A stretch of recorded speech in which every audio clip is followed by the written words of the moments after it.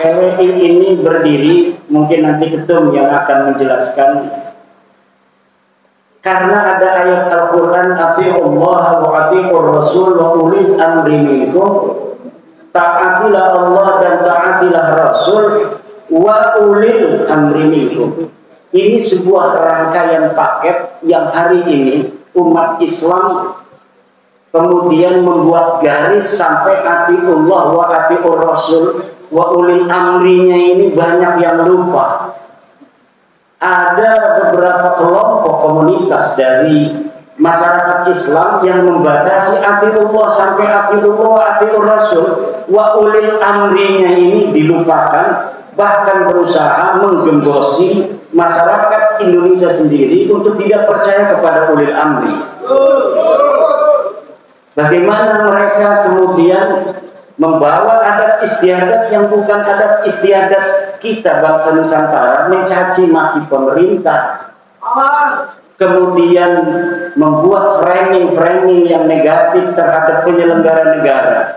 Inilah PWI LS mempunyai sebuah kesimpulan keagamaan di mana taat kepada Allah, taat kepada Rasul, taat kepada ulil amri adalah satu rangkaian yang tidak dapat dipisahkan. Negara itu bukanlah sebuah ghoya, bukan tujuan. Ba'ad-daulatu wasilah. Negara itu adalah sebuah wasilah, sebuah media untuk mencapai tujuan.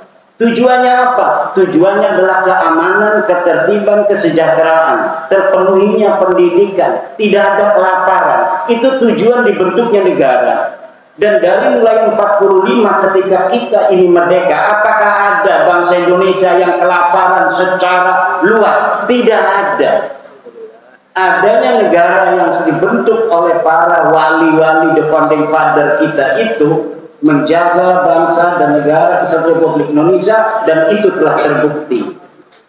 Jadi PWI ingin kembali menegaskan akan cita-cita kita bersama membentuk negara Kesatuan Republik Indonesia ini, bahwa ini sebuah kesepakatan leluhur kita yang harus tetap dijaga. Jangan sampai ada sekelompok orang, apalagi bukan orang asli pribumi, yang ingin mengacak-ngacak negara Kesatuan Republik Indonesia,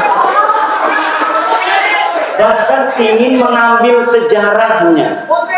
Perang Gelemora bengene si kini pengen jadi pahlawan. Perang mereka tidak mau dulu.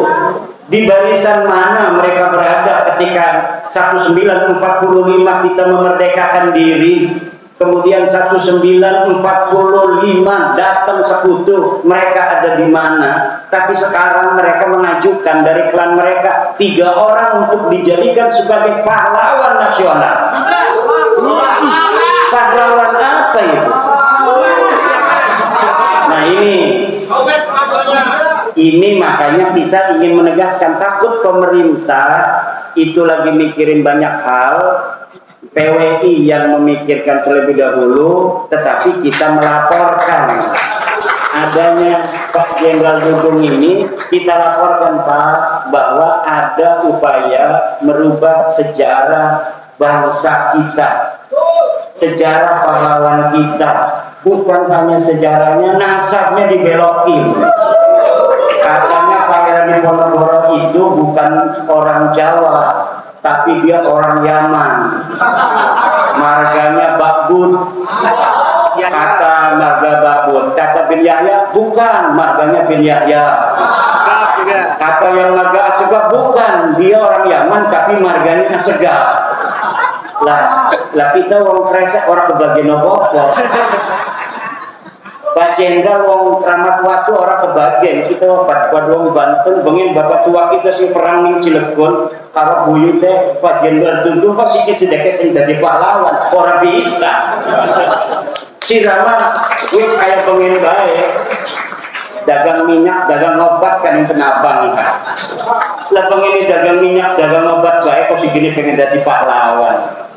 Isi dagang obat, dagang minyak, wis dagang obat baik harus dagang minyak. Lamun di dokoni mie, lah kayak dagang obat nih mie kayak marah-marah melulu. Di tempatan, wis sing biasa dagang obat nih pinggir jalan teriak-teriak dagang obat baik. Kenapa? Kalau dikasih mik di mimbar Jumat nanti disangkain dia lagi dagang obat. Nantinya dia kayak tukang obat marah-marah di mimbar. Nah ini kembalikan lagi mimbar-mimbar Rasulullah kepada mereka yang memiliki akhlak-akhlak Rasulullah. Kembalikan lagi mimbar-mimbar Nusantara kepada mereka yang memiliki akhlak-akhlak Nusantara. Lihat kemarin ketika Indonesia melawan Arab Saudi, akhlak Nusantara begitu indah dari para penonton di stadion yang menyaksikan pertandingan Saudi dan Indonesia. Mereka menyanyikan lagu bersama-sama. Mereka yang agamanya Islam, mereka yang agamanya Kristen, mereka yang agamanya Katolik, mereka yang agamanya Konghucu, Buddha, Hindu, bagai apalagi aliran kepercayaan banyak juga di Indonesia. Mereka sama-sama menyanyikan lagu Tanah Airku. Itu akhlak, begitu indah perbedaan agama, perbedaan suku bangsa. Kita sudah dari dulu meresapi, menghayati, menginsapi bahwa perbedaan adalah sebuah realitas. Perbedaan adalah keniscayaan yang masyarakat Nusantara memahami itu. Makanya dari zaman dulu Baduy, sejak zaman kakek-kakek kita dari kerajaan Pajajaran tidak pernah itu diome-ome. Ini bahasa kresek ome-ome. Kemudian Kesultanan Banten hadir, Baduy tidak diome-ome, biarkan dia dengan keyakinannya sebelum mau masuk agama Islam. Sampai Indonesia pun mereka dibiarkan.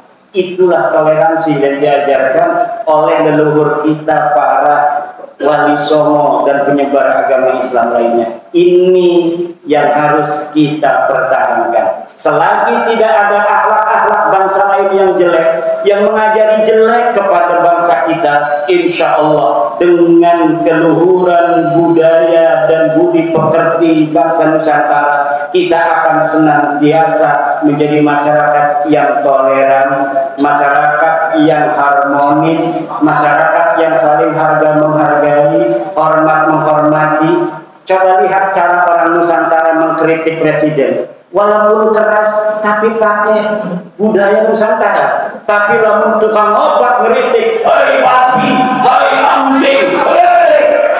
Aduh, itu bukan akhlak Nusantara yang kita tolong mereka untuk hadir di mimbar-mimbar Rasulullah yang ada di Indonesia. Agar apa? Agar kembali Islam yang diajarkan kepada anak cucu kita nanti, Islam Nusantara yang penuh dengan kesantunan, yang penuh dengan toleran. Demikian kami memohon kepada Jenderal Dudung Abdurrahman untuk memberikan pembekalan kepada kami Organisasi Perjuangan Wali Songo Indonesia sebagai bekal untuk kami di dalam bagaimana lebih mencintai negara dan bangsa Indonesia, warisan dari leluhur kami, sebagaimana kakek dari Jenderal Dudung Sunan Gunung Jati Syarif Hidayatullah menitipkan kulo titip tajuk lan fakir miskin. Assalamualaikum warahmatullahi wabarakatuh.